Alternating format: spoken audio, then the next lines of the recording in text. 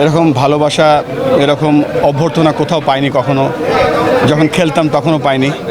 তবে একটু লজ্জা লাগতেছে যে এত ভালোবাসা, এত এক্সপেকটেশন কতটুকু আমরা পূরণ করতে পারবো, কতটুকু ফিরিয়ে দিতে পারবো, ওই রেসপন্সিবিলিটিটা চলে আসছে এখন।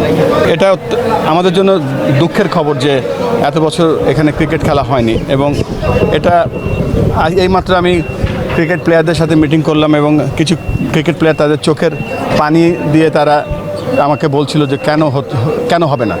তো আমারও প্রশ্ন, কেন হয়নি, কেন এটার তদারকি করা হয়নি, বা কেন এই 10 বছরের লিগ হয়নি, মানে প্রায় 1,500 থেকে 2,000 ক্রিকেটারকে আমরা সুযোগ দিতে পারিনি।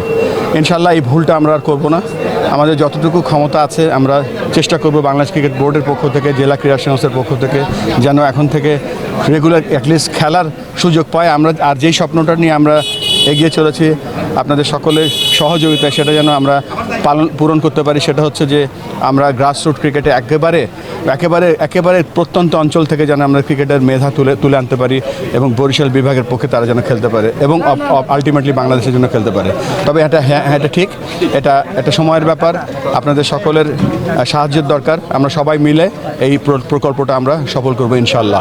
আমাদের বিসিবির আমাদের যে চার্টার করেছি ট্রিপল সেঞ্চুরি, যেটা নাম দিয়েছি, তার একটা প্রোগ্রামের নাম হচ্ছে কানেক্ট অ্যান্ড গ্রো। আমরা কানেক্ট করবো সব জায়গায়, সেখান থেকে প্লেয়ার তুলে আনবো, কোচ তুলে আনবো, সংগঠক তৈরি করে আনবো। সেটা আমাদের বড় একটা প্ল্যানের একটা অংশ। দেখেন, বরিশাল ফরচুন বরিশাল কিন্তু 2বার চ্যাম্পিয়ন হয়ে গিয়েছে অলরেডি, বরিশালের টিম। তো এখানে আমাদের যারা বিপিএল পরিচালনা করে তারা খুব সিরিয়াসলি দেখছে ব্যাপারটা, কেননা এখানে সবচেয়ে বড় যে জিনিসটা ফেসিলিটি নিয়ে ফার্স্ট ট্র্যাক কাজ হয়ে গেলে ইনশাল্লাহ আমরা চিন্তা করে দেখব। 30শে মের আগে কি ঘটেছে আমি কিছু জানি না। তবে আমরা যে টার্গেট করেছি সেপ্টেম্বরের মধ্যে এই মাঠ রেডি হতে হবে। আমাদের বাংলাদেশ ক্রিকেট বোর্ডের যারা গ্রাউন্ডস কমিটিতে আছেন তারা খুব সিরিয়াসলি কাজ করছে আমি জানি, এবং ইনশাল্লাহ বাই দ্যাট টাইম এবং উইথ ন্যাশনাল স্পোর্টস কাউন্সিলের সহায়তায় আমরা সেপ্টেম্বরের মধ্যে এই মাঠটা রেডি করার চেষ্টা করবো ইনশাল্লাহ।